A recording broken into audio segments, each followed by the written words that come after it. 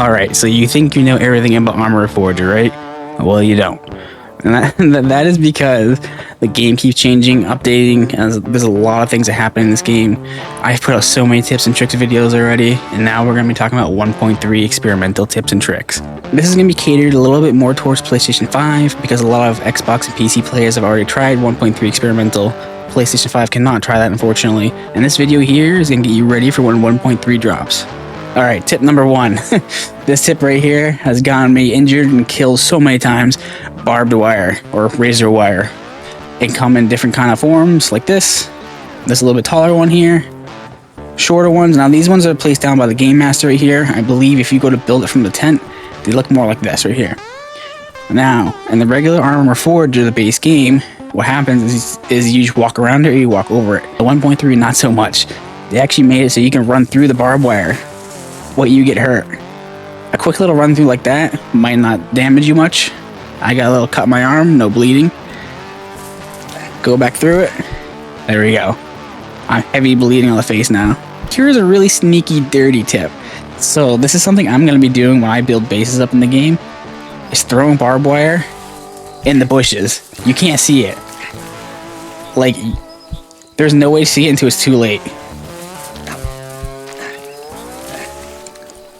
I got broken bones, heavy bleeding, and it's very, very hidden in there. You use barbed wire for more than just fortifying around a base. You can put it in the bushes around the base, so obviously when enemies are coming to attack your base, they're going to go ahead and hide in these little bushes. If you fill the bushes with barbed wire, it's going to be a big problem for them. Alright, now we're going to talk about mortars. So, obviously, you have to be the rank of sergeant to place the mortars down. And you have to be the rank of captain to get the mortars out of the bin, or at least the fragmentation shells. We are on Game Master, so I can grab them, obviously, so it's quick and easy. But we're going to be talking about how to aim the mortars. Now, obviously, if you have line of sight and you can see the base, you can adjust it according to how far you are. But we're going to be talking about how to actually read the map and to use the distance on the tools you get, like on the map itself. So we know more or less where I am, not exact. I know I'm a little bit north of this barn right here. I'm roughly around here. So what you want to do, go grab your pencil, and I'm gonna estimate I'm like right here roughly, and I want to hit province. I want to hit the middle province. So you're gonna put this pencil right where you want to hit. Make sure you don't hit the X symbol, because that gets rid of that right there. The next thing you're gonna want to do is go over to the scale, the little protractor thing. Yeah, protractor, that's the name. And you want to put the middle of the circle right in the middle of here. I mean, it's roughly, this isn't rocket science, but close enough. Right in the middle, right? And then you can see the outer scale is the radius, the inner scale is degrees. So we're going to be reading the inner scale. So this right here, that's the inner scale. If you follow this line all the way up to the scale here, it's going to be roughly at 35 degrees.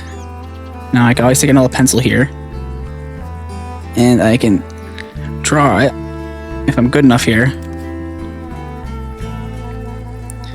to a straight line to see what degrees it is. And that's like, yeah, it's not 30. Yeah, it's not 34. It's like 35. It's like in between.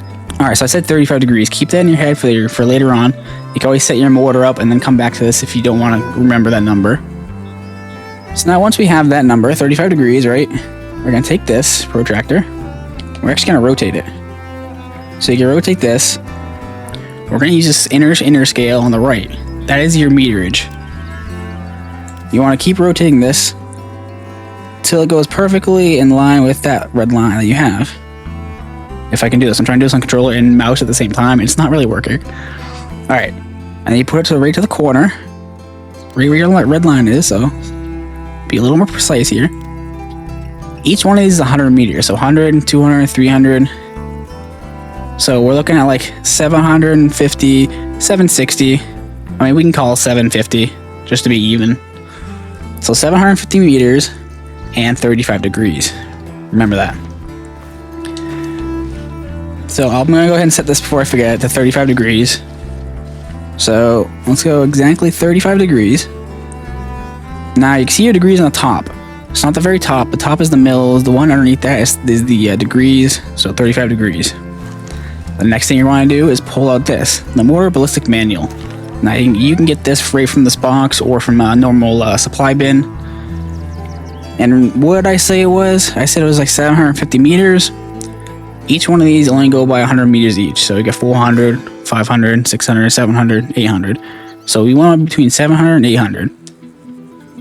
Now look over the elevation to the right where the mills are. On the right hand side, 800 is 1460. 700 is 1478. What's the difference between 1478 and 1460, right? So there's 9 degrees. Well, actually it's 18, but you want to divide that by 2. So half of 18 is 9, so 1460, then I'm gonna add 9 to it, so 1469. That is what we're gonna use for the mills. Aim this, we're still at 35 degrees, 1469, we're at, bring it back over to 35 degrees exact. It keeps changing a little bit, there we go. 35 mils on top, or 35 degrees on top, 1469 mils. Alright, we're all dialed in and set. So I wanna stop looking in the aimer, exit out, don't hit the joysticks or anything, because if you start hitting the joysticks when you get out of the aimer there, it'll move it around, it's kind of wonky.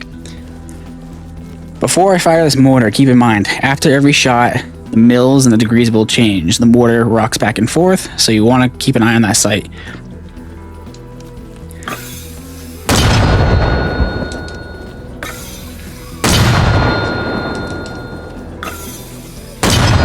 Alright, so there's no real way to tell if you hit the target unless you have a spotter.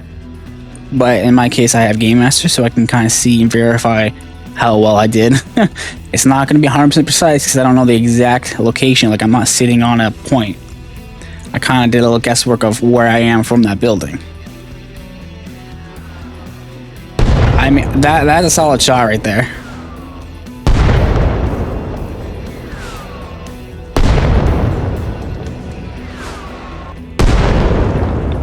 And now you saw, that's exactly how you hit your target if you know your general location and how to read the map.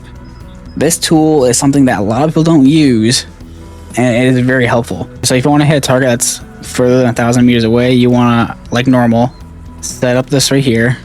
This is my start, this is where I am. Go up to the 10 mark, which is 1,000 meters. Take the pencil. All you gotta do is put a little dot down, that's all you gotta do. A little dot. And then you can just go back over to your, take your pencil away, bring this up, and the dot's pretty small, but I mean, you can zoom in and just line up that right there. The last thing about mortars we're going to talk about are the rings. So if you go ahead and equip the mortar in your hand, if it's going to let me, there we go, got a mortar in my hand. You want to hold the X button on an Xbox controller, but if you're playing a PS5, it is hold the square button. You inspect it. Now you can change your number of rings. These rings are charges, so the more rings you have, the further it's going to fly. So if you're hitting a target that's really close, there's no reason to do 4 rings. 4 rings actually makes it more of a spread. So if you fire 5 mortars with 4 rings, it's going to spread out further than if you're doing 1 or no rings. I'm going to fire them.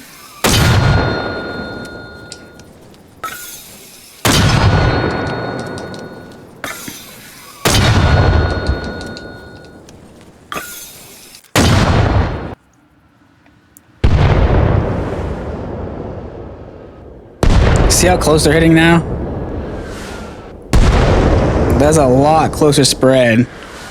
It's a lot tighter, I mean, it's like a tight spread compared to earlier when you saw me hit Province. But the downside to not using those rings is you can't reach further out. And if you're using something with less rings, you want to take this out. Up in the top right hand corner, this is 4 rings. You want to hold the X button, and you can change the shell type or next page. By changing the next page, it does the rings. As you can see here, no rings, 0 rings. At 0 rings, the furthest range you can do is 400 meters. But like I said, if you know you're going to hit something 400 meters or less, do 0 rings because you're going to have a lot tighter spread and you're going to hit your target. Alright, I know the mortars that took up a lot of time. I mean, I apologize, but I don't at the same time because it helps you out. I hope you understand now how to use the mortars more and actually draw the lines on the map and using the tools. Those tools are very important. And like I said, things can change, but using those tools aren't going to change. Those are something you should learn for the base game anyway. That can help you with sniping as well. So if you're up on a hillside and you're looking down at somebody and you don't know how many meters they are away, and you know your exact position, you can just flip out this You know, you can take your little device here and see how many meters away you are. Very simple, very easy. All right, guys, we're gonna talk about the last tip. I know there wasn't many tips in here, but I will be doing a part 2. The biggest thing on here, I want to talk about the mortars. But yes, the last tip is gonna be the healing, or where do you find your bandages now? If you noticed, go over to your equipment box here. There's no bandages anymore. There's no saline, no morphine injection. Where do you get that stuff? You're gonna want to go to the command tent. The command tent has a box with a little medical symbol. Open this up. You can grab your tourniquet and bandage. That is it. No morphine, no saline. So if you want to get morphine or saline, you're gonna have to build a medical depot. Obviously, I'm gonna go ahead and just spawn one in because Game Master, and you know, fuck it. All right, we got our little medical area here. It's not in here. There's nothing here. Never is, except for supplies. You're gonna want to go into this medical tent and find the medical box. This medical box will have everything in it. But there's actually a third way of getting those medical supplies without building this, because maybe you don't have the extra supplies to build this thing up. You know, a lot of bases are low on supplies and you can't afford to build this. Spawn a medical vehicle. All these medical vehicles will have stuff in the back of them. Open the trunk. You got your bandages, and you get everything that you'd see inside the medical tent itself. There's so many times where I have been on a base and can't get saline or morphine injections because they never built the medical center itself.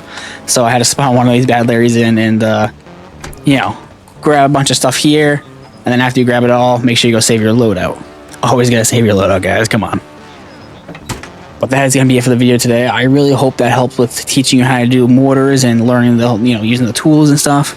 I feel like I kind of butchered it a little bit. I don't know. I haven't done a tips and tricks video in a long time. Let me know in the comment section below if you want another part 2, because I already have ideas I want to talk about part 2 for 1.3, and I want to get you guys as ready as possible for when it actually drops. I'm super excited. Make sure you hit that like button, hit that subscribe button. I'll catch you guys next time. Peace out.